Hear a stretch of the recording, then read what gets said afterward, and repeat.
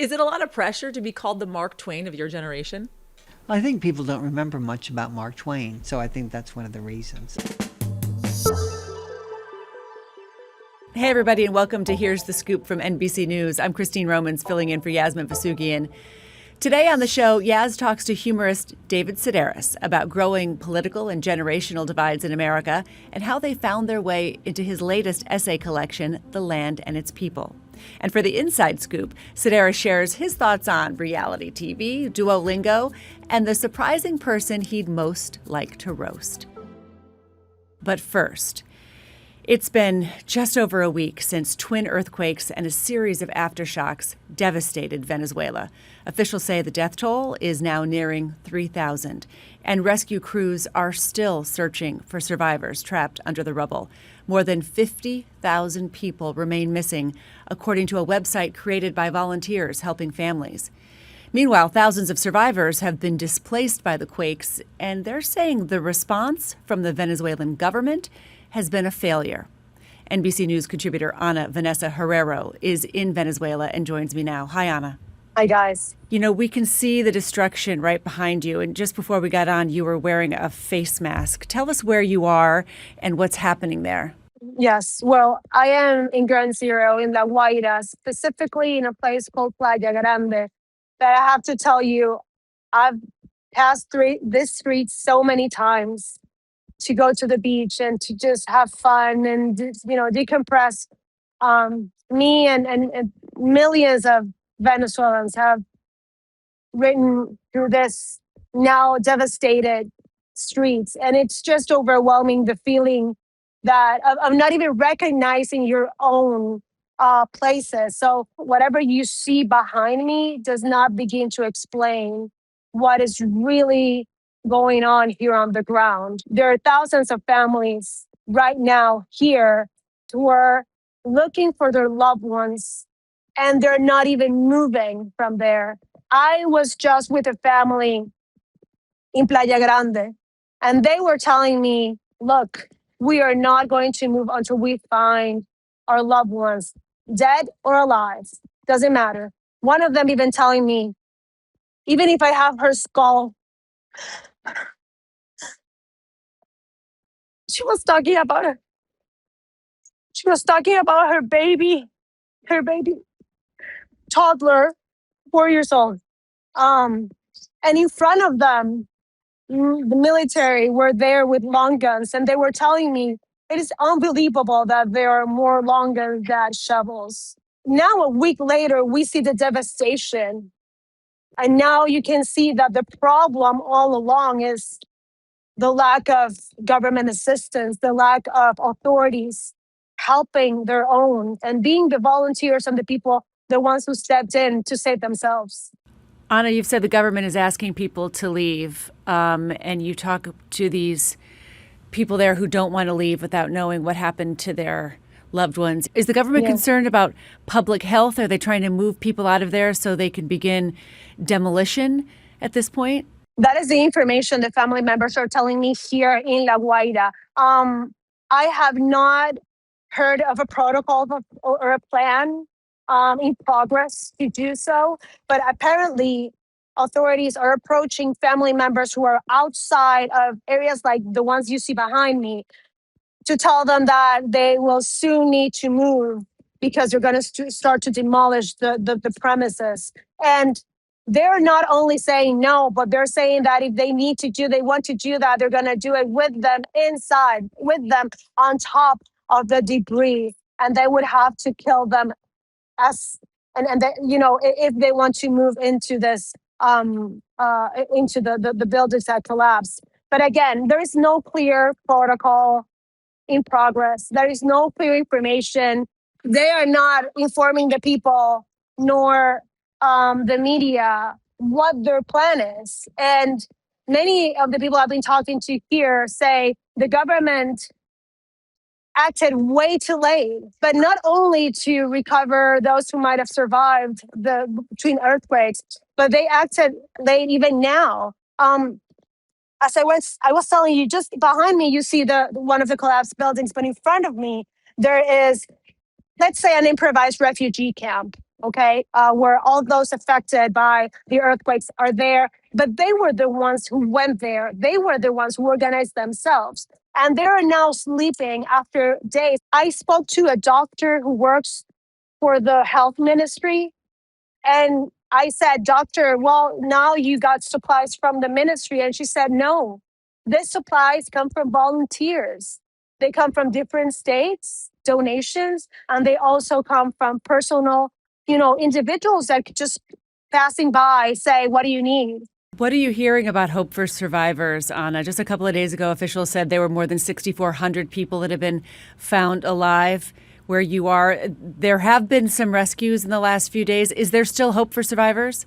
It is just a very complicated question when you're here, because we have seen miraculous stories. And everyone here, it's extremely sad, but everyone is hanging to that really thin string of hope that they might find another one of those stories. So everywhere you go, and it's every step you take, you see devastation, but you also see a volunteer trying to look for someone, saying that they hear someone, praying together so that someone who might still be alive, might show a sign of life. Anna, when you spoke to Yasmin last, you were looking for a friend of yours. I understand you were able to locate your friend. How is she doing? Well, so she was buried for a very long time, so she's not in good shape. She's alive. But her daughter passed. She was 3 years old. Her name was Adriana. She was a beautiful girl. I'm so happy that she didn't make it. And everyone is around, my friend, everyone is just trying to help her in any way we can. And we're so grateful to God that she's alive. And everyone here, everyone that you see right here is a miracle. And my friend is a miracle. And she's trying to make it out of the hospital to go say goodbye to her girl. She said that it all happened so fast that the floor started to shake, and when she got to the door, she said she didn't even take 2 minutes.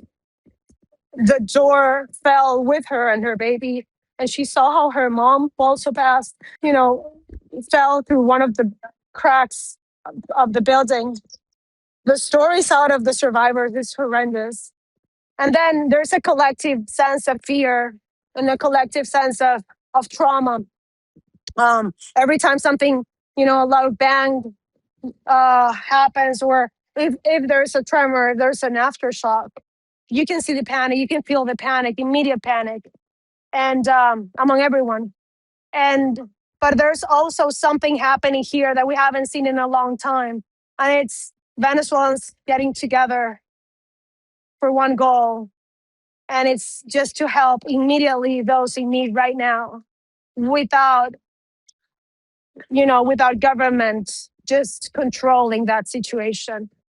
So many tragedies and so many miracles at the same time. It's hard. It's just hard to take. Thank you, Ana Vanessa Herrero, for telling us and showing us what you're seeing and living there. Thank you. Thank you, guys. So not many authors could cover a Duolingo addiction, a spouse's hip replacement surgery, and visits to the Vatican and Tanzania in a single book. But writer David Sedaris tackles all of that and a lot more in his latest essay collection, The Land and Its People, with his signature wit and dry humor. He has written more than 15 books, including Me Talk Pretty One Day and Naked, and is often called the Mark Twain of his generation. David Sedaris, it is great to have you here. Yet have I won the Mark Twain Award? No. No, I have not. But you did sit next to someone who recently did. Yeah, Bill Maher's Bill getting Maher. it. And I think that's great. Do you, though? Yeah, I do. I think Okay. he deserves it. Is it a lot of pressure to be called the Mark Twain of your generation? I think people don't remember much about Mark Twain, so I think that's one of the reasons. I want you to read from your book a little bit. Okay. Okay. So you talk about conversations that you have with the AI chatbot on Duolingo. I want you to read. This is the first one.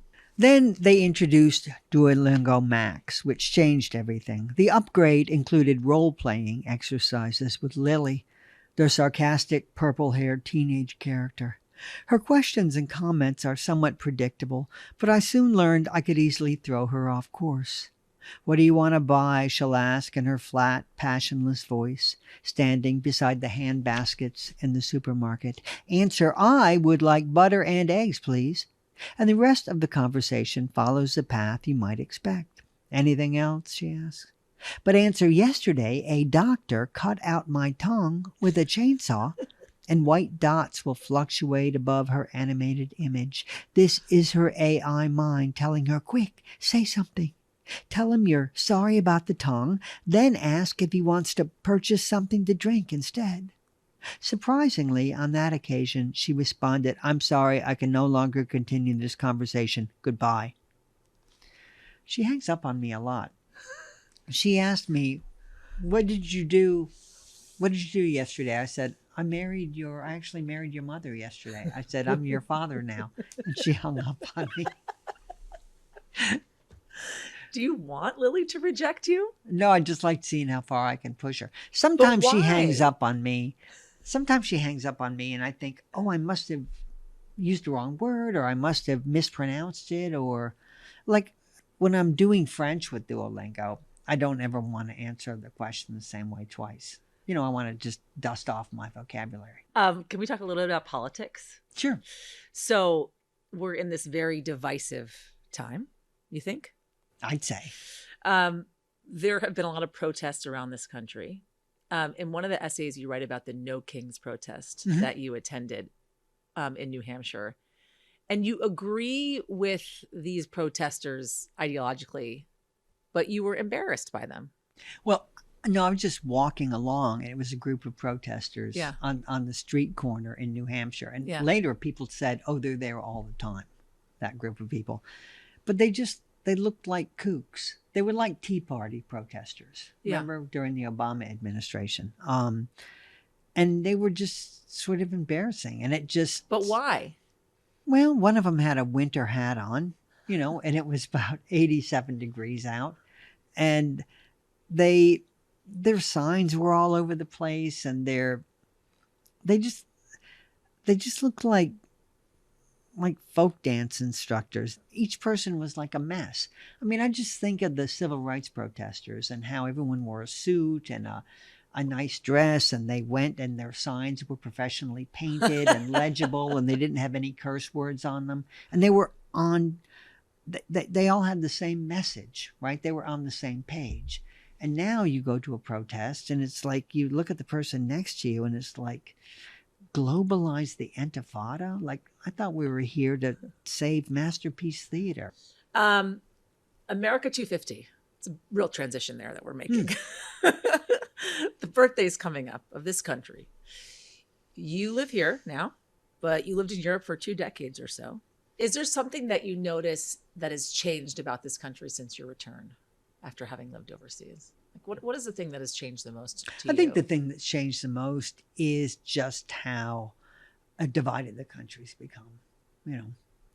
Just how... Does that divide feed your writing at all? Well, I mean, perhaps just in the way that I write about America, but it saddens me. I mean, you name a business and people will tell you you're not supposed to go there, and they're like, why am I supposed to go there again? If personal information gets out about an actor or a writer or a playwright, then all of a sudden, like, we're not going to that play anymore. Mm-hmm. I don't have to agree with everybody. I don't, like, when I don't agree with somebody, I like to ask them questions, right? I don't get up in their face. I want to understand why they think what you want to understand why they think that way. What is the most American thing about you? how eager I am to talk about money.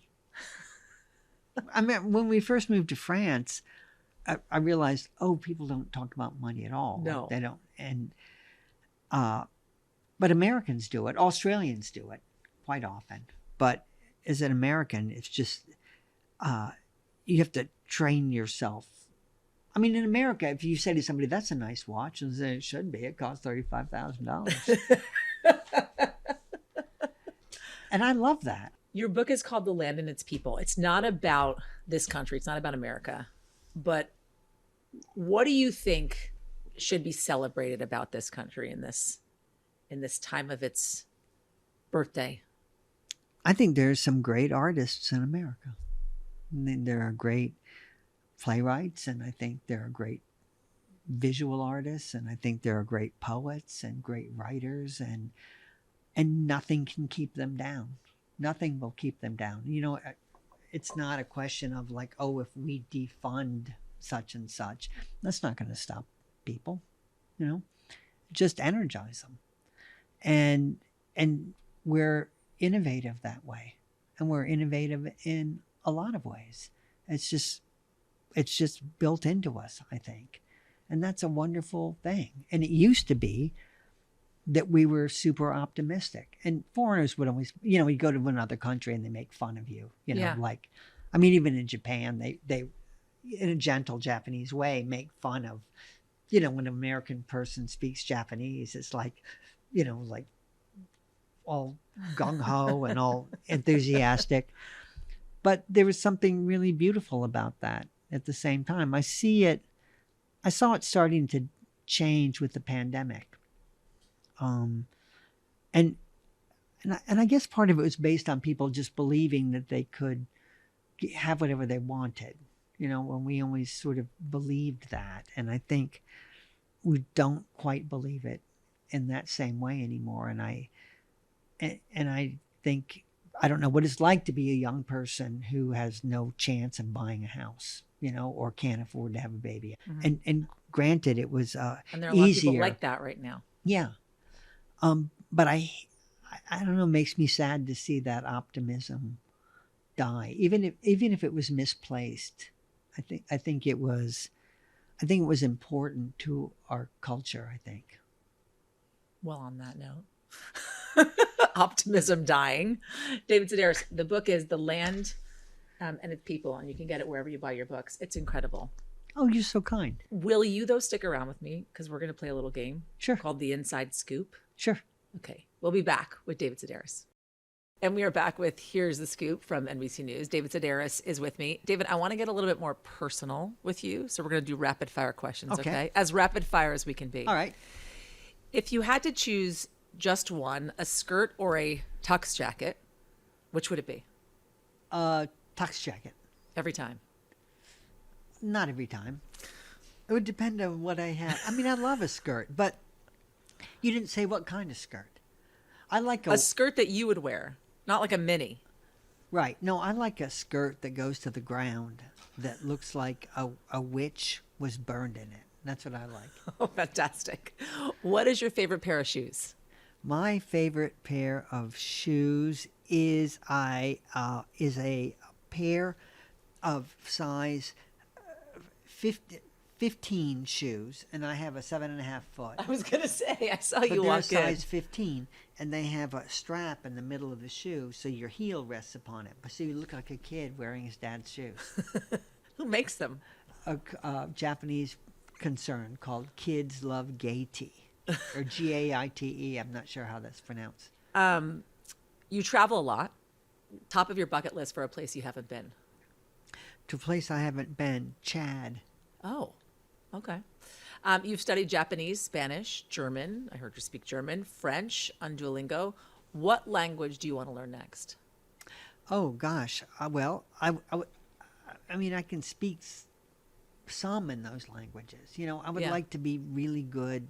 I would like to be able to really speak German. Not just like, I can go to the, where's the bathroom? Right. I have to be in control of the conversation Right. to have a conversation now. But if you came up to me and if you said, gee, are you, does your extended family believe in leprechauns?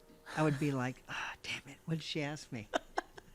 And that's likely something I would ask you, I think, if I walked up to you randomly on the street. What is your favorite reality TV show and why? Love on the Spectrum is the most beautiful show. It on is a television. beautiful show. It's a show, to me, one of the things it's about are really great parents. The parents on that show get a kick out of their kids. You know, you can see it on their faces. You can see how much they're not laughing at their kids, but you got to laugh every now and then. But they're amused by their children, and a lot of them are adult children, and it's beautiful. It's one beautiful family after another on that show. Who would you invite to your roast? To my roast? Yeah. To roast me? To roast you? My brother Paul. Who would you most like to roast? Who would I most like to roast? J.D. Vance. Oh, okay. You went with other comedians to meet Pope Francis. Would you go to the White House to meet President Trump if you got the invite? Well, the thing is, like, I don't, like every now and then you'll think, oh my God, I'm part of the problem, But, I could write about it.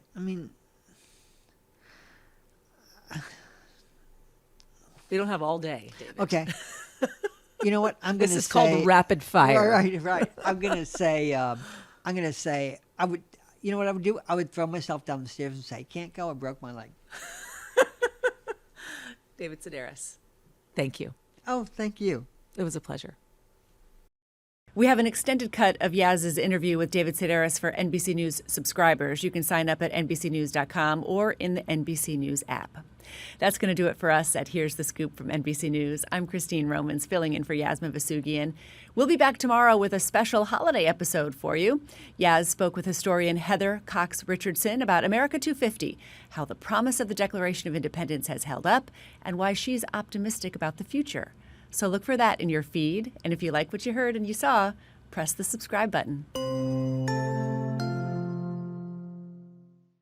We thank you for watching, and remember, stay updated on breaking news and top stories on the NBC News app or watch live on our YouTube channel.